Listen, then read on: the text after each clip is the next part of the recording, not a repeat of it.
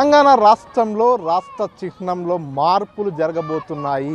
రాచరికపు ఆనవాళ్ళు ఉండొద్దు అనేటటువంటి నెపంతో ఆ చిహ్నాన్ని మారుస్తున్నారనేటటువంటి అంశం అయితే పూర్తిగా దుమారం రేపుతున్నటువంటి పరిస్థితి.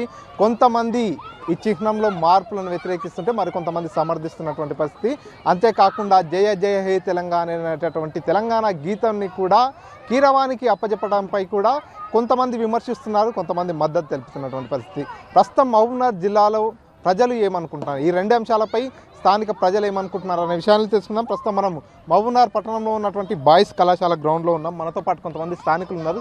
సార్ చెప్పండి, తెలంగాణ చిహ్నంలో మార్పులు తీసుకొస్తున్నట్టుగా సమాచారం. రాష్ట్ర ప్రభుత్వం దానికి సంబంధించి ఈరోజు రివ్యూను కూడా నిర్వహించింది. కాకతీయ కళాతోరణంతో పాటు చార్మినార్ను అక్కడ ఆ చిహ్నం నుంచి తొలగించేటటువంటి అవకాశం ఉంది. దీన్ని ఎట్లా చూస్తారు? మార్పు చేయకుంటేనే బాగుంటుంది.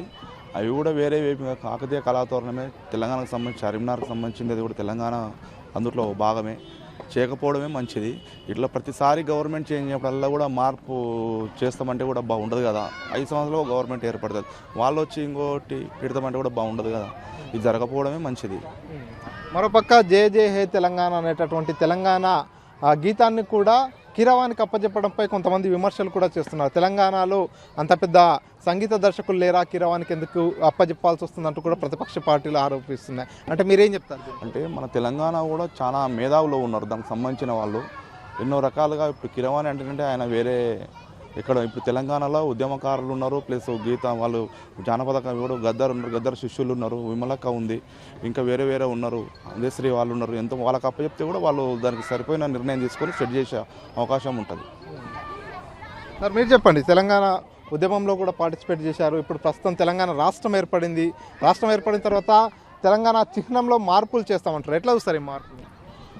తెలంగాణ మన రేవంత్ రెడ్డి గారు తెలంగాణలో సెకండ్ సీఎంగా వచ్చిండ్రు.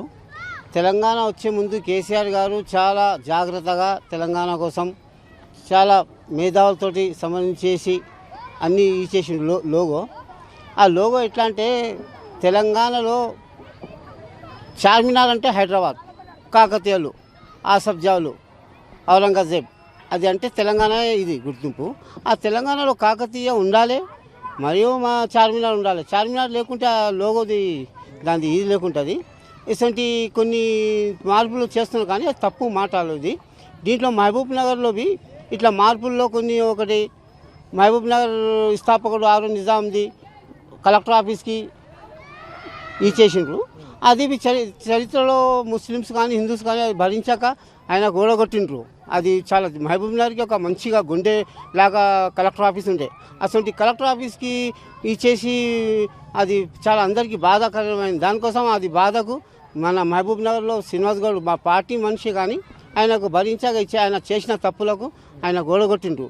ఇది రేవంత్ రెడ్డి గారు ఆయన డెవలప్మెంట్ చేసుకున్నాలి.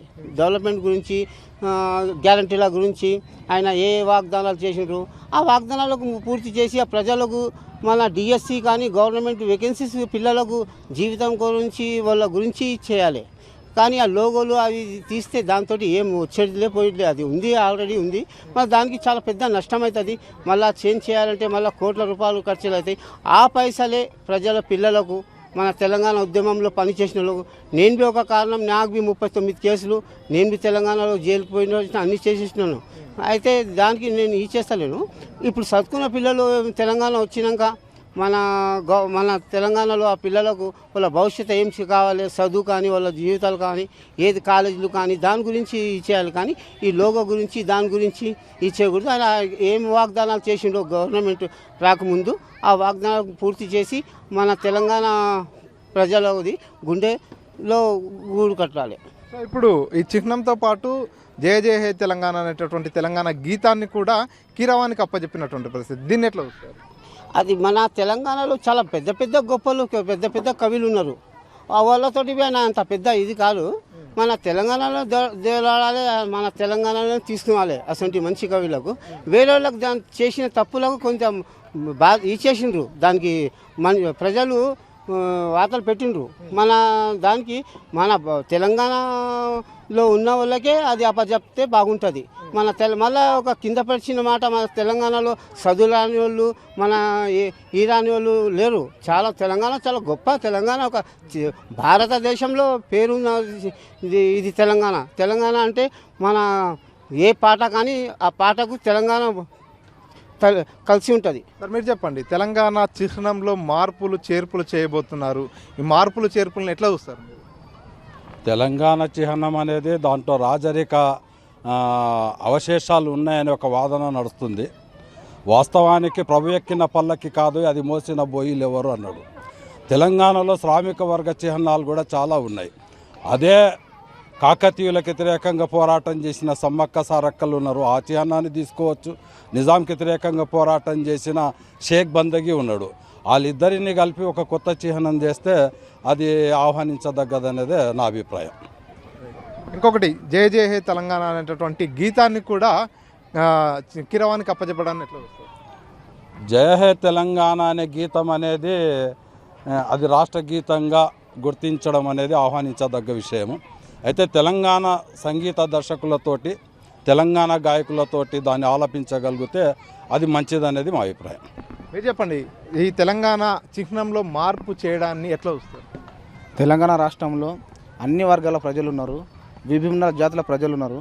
వాళ్ళందరం దృష్టిలో వెళ్ళుకొని ఏదైతే చిహ్నం ఉందో దాన్ని ఖచ్చితంగా అన్ని వర్గాల ప్రజలు హర్షించదగ్గ విషయంగా అందరూ దాన్ని ఆమోదించే విధంగా ఉండాలని నేను కోరుకుంటా ఉన్నాను. ఎందుకొరకంటే ఇప్పుడున్నటువంటి లోగోతో పాటు ఏమన్నా కొత్తగా తీసుకొని పెడితే బాగుంటుందని నేను అనుకుంటున్నాను. ఎందుకంటే దాన్ని తీయడం వల్ల కొంతమంది చాలా కొన్ని ప్రజలు కూడా వ్యతిరేకించే అవకాశం ఉంది. కనుక అందరి అభిప్రాయాలు తీసుకొని ఆ చిహ్నాన్ని తయారు చేస్తే బాగుంటుందని నేను నా అభిప్రాయం చెప్తున్నాను. రాచరిక పాలన, రాచరిక ఆనవాళ్ళు ఎక్కడ కనిపించొద్దు అనేటటువంటి ఉద్దేశంతోనే ఈ చిహ్నంలో మార్పులు చేస్తున్నారు అనేటటువంటి టాక్ కూడా నడుస్తుంది. ఎట్లా చూస్తారు సార్ ఈ చిహ్నంలో మార్పు? నేను ఒక తెలంగాణ ఉద్యమకారునిగా మన జిల్లా ముద్దుబిడ్డ గౌరవ రేవంత్ రెడ్డి గారు పాలమూరు ముద్దుబిడ్డ తెలంగాణకు ముఖ్యమంత్రి అయ్యిండు. మేము చాలా సంతోషం వ్యక్తం చేస్తున్నాము. గత ప్రభుత్వము దళితుని సీఎం చేస్తామని చెప్పిండ్రు, దళితులకు 3 ఎకరాల భూమి ఇస్తామని చెప్పిండ్రు. కానీ దళితుల నోట్ల మన్ను కొట్టిండ్రు. 3 ఎకరాల భూమి ఇవ్వలేదు, దళితుని సీఎం చేయలేదు. మళ్ళీ సోనియా గాంధీ కూడా ఒక మాట చెప్పిండు, తల్లి నువ్వు తెలంగాణ ఇస్తే నా పార్టీని విలీనం చేస్తాని ఆమె కాళ్ళు మొక్కి మొత్తం ఫ్యామిలీని తీసుకుపోయి ఫోటోలు దిగొచ్చిండు. అటువంటి రాజరిక పాలన అంటే మాట తప్పిన కేసీఆర్ దళితులను మోసం చేసిండు, దళితులకు భూమి ఇవ్వలేదు, పార్టీని కాంగ్రెస్ పార్టీలో విలీనం చేస్తున్నాడు, తెలంగాణ వస్తే గొంగలి పురుగును కూడా ముద్దు పెట్టుకుంటున్నాడు. ఇటువంటి మాటలు చెప్పి తెలంగాణ రాష్ట్రంలో రాజరిక పాలన కొనసాగింది. ఎవరికి కూడా మాట్లాడే స్వేచ్ఛ లేదు. అందరి మీద కేసులు జరిగినాయి. తెలంగాణ ఉద్యమకారులను దగ్గర కూడా పిలుచుకున్న పాపాన పోలేదు. ఏ తెలంగాణ ఉద్యమకారునికి ఒక డబుల్ బెడ్రూమ్ ఇల్లు ఇచ్చిన పాపాన పోలేదు. డబుల్ బెడ్రూమ్ ఇల్లు కట్టినరు. తెలంగాణ రాష్ట్రం సస్యశ్యామలమైంది. ఇన్ని లక్షల వేల కోట్లు తెచ్చినాము, అప్పులు చేస్తే ఊకే చేసినామా అని చెప్పిన కేసీఆర్ ఈరోజు ఈ మ్యాప్ ఏదైతే ఉందో తాను ఎవరి అభిప్రాయం తీసుకోకుండా ఒక మ్యాప్ని తయారు చేసిండు కేసీఆర్ గారు. ఈరోజు రేవంత్ రెడ్డి గారు కూడా అదే పని చేస్తున్నారు. అట్లా కాకుండా తెలంగాణ ఉద్యమకారులు ఎవరైతే కోదండరాం ఉన్నాడో, ఇంకా ప్రజా సంఘాలు ఉన్నాయో వాళ్ళందరినీ ఒక వేదిక మీదకి పిలుచుకొని నేను పలానా రాజరికంగా ఉంది ఈ మ్యాపు, దీన్ని మార్చాలనుకుంటున్నా, మీరు మేధావులుగా మీ సలహాలు ఇవ్వండి, విద్యావంతులు మీరు సలహా ఇవ్వండి అని తీసుకొని మార్చింటే దాన్ని స్వాగతిస్తుంటిమి. కాకుంటే రేవంత్ రెడ్డి గారు 4 గోడల మధ్యలో ఒక ప్రకటన చేస్తుండ్రు, మేము మారుస్తున్నాము దీన్ని అని. సరే మార్చండి, అభ్యంతరం లేదు. కానీ ఈ రాజరిక పోగడాలు ఏదైతే ఉన్నాయో దాన్ని తీసేస్తాము, దాన్ని ఆనవాలన్నారు. మరి ఏం పెడుతున్నారు అనేది కూడా ప్రజలకు ముందుగానే చెప్పాలి. ఇంకొకటి, అందశ్రీ గారు ఒక పాట రాసిరు, జయ జయ జయ కీర్తనమని. దాన్ని కేసీఆర్ గారు తను రక్తంలో ఇనుముడించుకోలేకపోయాడు. ఒక అందశ్రీ ఇంత పెద్ద గొప్ప గాయం రాసిండు, దీన్ని తెలంగాణ గీతంగా నేను ఏ విధంగా ఒప్పించాలని దాన్ని తప్పుదారి పట్టించిండు. కానీ రేవంత్ రెడ్డి గారు వచ్చి అదే పాటను 10 సంవత్సరాల తర్వాత దీన్ని తెలంగాణ జాతీయ గీతంగా మారుస్తా అని చెప్పిండు. దాన్ని స్వాగతిస్తున్నాము. ఒక కళాకారునిగా ఒక పాట రాసే స్వేచ్ఛ తనకి ఎంత మాత్రం ఉంటుందో అదే పాటకు సంగీతాన్ని సమకూర్చుకునికే తాను ప్రాంతం కులం చూడకుండా ఒక వ్యక్తిని, అంటే ఆస్కార్ అవార్డు వచ్చిన వ్యక్తిని ఆ పాటకు జీవం పోసే విధంగా సంగీతానికి ఏర్పరచుకున్నాడు. దాంట్లో ఏం తప్పు ఉంది?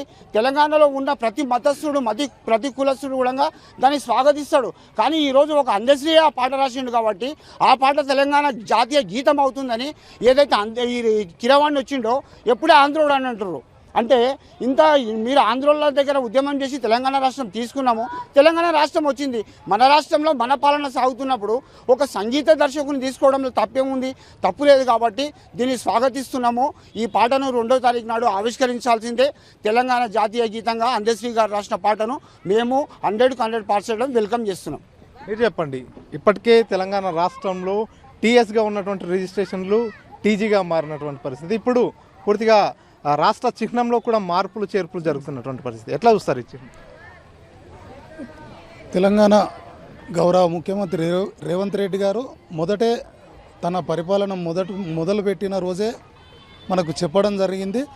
తెలంగాణ 100 ఏళ్ల విధ్వంసం 10 ఏళ్లలో చేసిండు కేసీఆర్ అని చెప్పి మనకు పరిపాలన మొదటి రోజే ఆయన చెప్పడం జరిగింది. ఎందుకంటే ఈ రాచరిక పోకడలతోటి కేసీఆర్ గారు 100 ఏళ్ల విధ్వంసం చేసిన సంగతి యావత్ తెలంగాణ ప్రజలందరూ కూడా చూసిండ్రు. అది చూసినందుకే ఆయన రాచరిక పోకడలను ఆయన మితిమీరిన తప్పులు చేయడం వల్ల ఈరోజు ఆ పరిపాలన నుంచి తప్పించి ముఖ్యమంత్రి రేవంత్ రెడ్డి గారికి పరిపాలన కట్టబెట్టడం జరిగింది. అది కూడా ప్రజాపాలన ఉంది కాబట్టే ఈరోజు ఆ లోగోలో ఉన్నటువంటి రాజరిక ఆనవాళ్ళు తొలగించి తెలంగాణ ప్రజల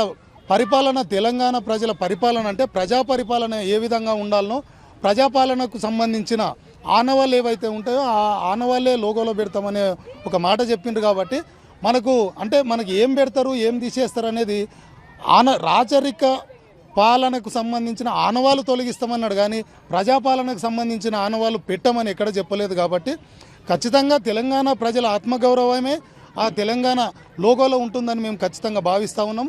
ఆ లోగోని రాచరిక పోకడలకు సంబంధించిన లోగోలోని ఆనవాళ్ళు తొలగించడం మాత్రం ఖచ్చితంగా మేము స్వాగతిస్తూ ఉన్నాం.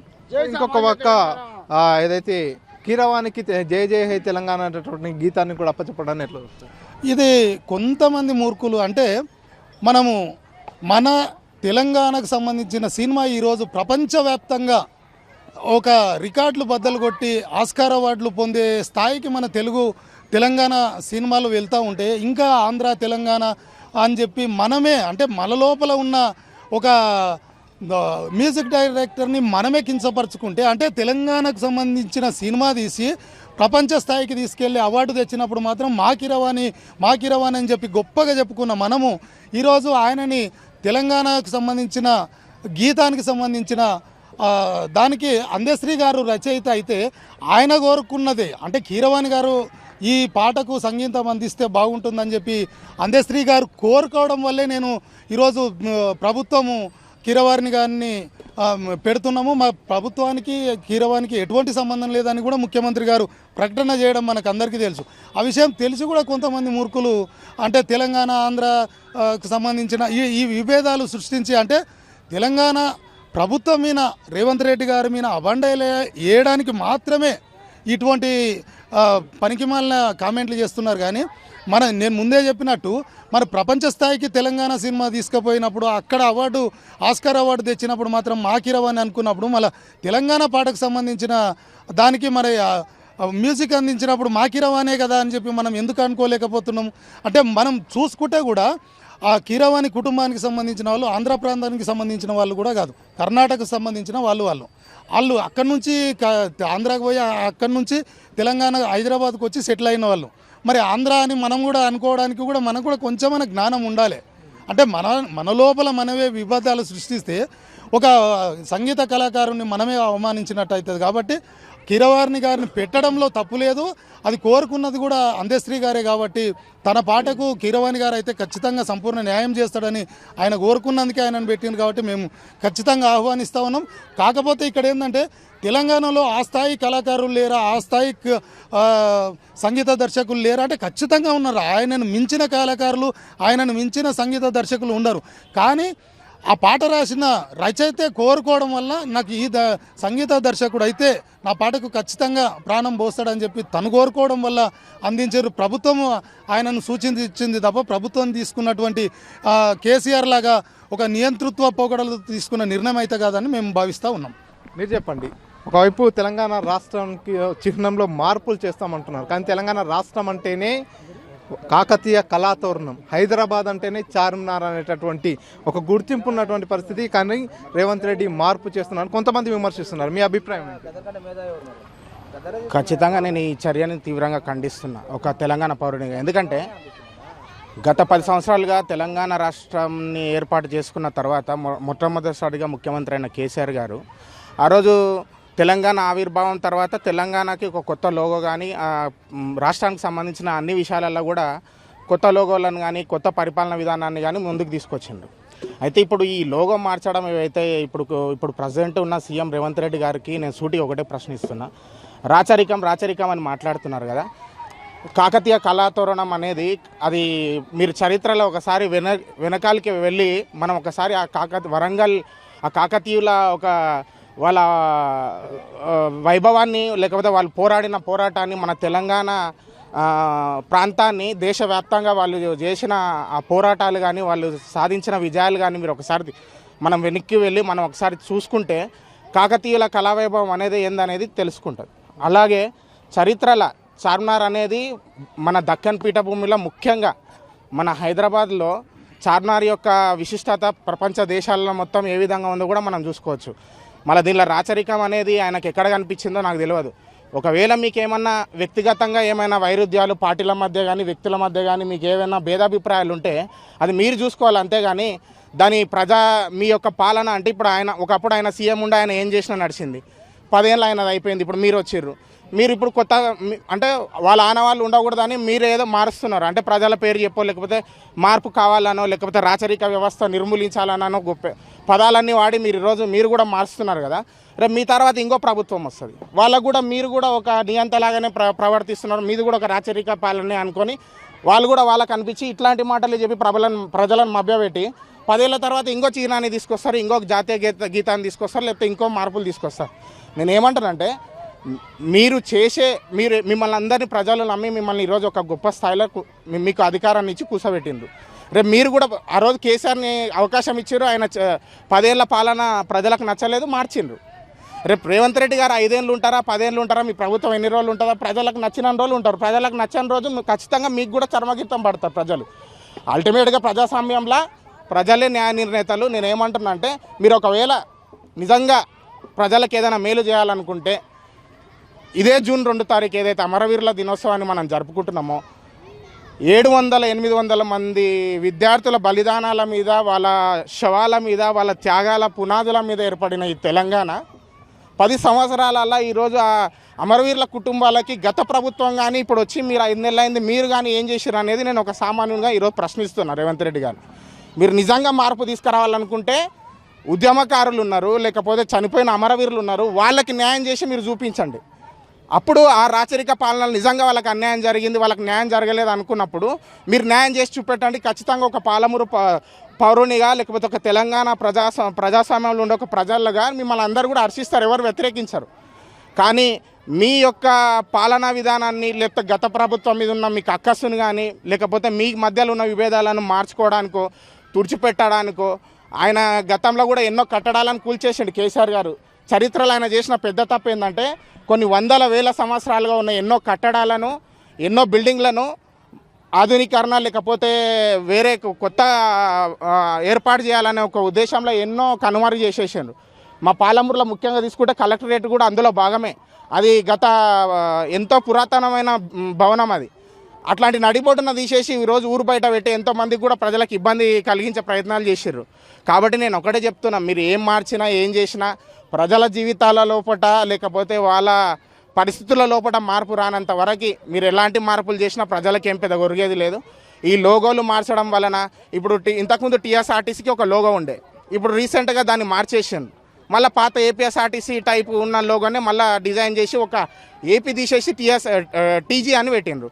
ఇప్పుడు నేను అడుగుతున్నా, ఒకప్పుడు ఉద్యమం చేసినప్పుడు ఆ రోజు మేము దగ్గరుండి చూసినాము. టీజీ అనేది ఒక పెద్ద అప్పుడు ఒక ఉద్యమానికి దారి తీసింది టీజీ అనేది. అంటే అప్పుడు ఏపీని నెంబర్ ప్లేట్ల మీద అందరు కూడా తీసేసి అది ఒక ఉద్యమం లాగా తీసుకొని ఎంతోమంది పోలీసుల చేతులలో ఉద్యమకారులు లాఠీల దెబ్బలు తిని ఆ రోజు టీజీ అనేది పెట్టిర్రు.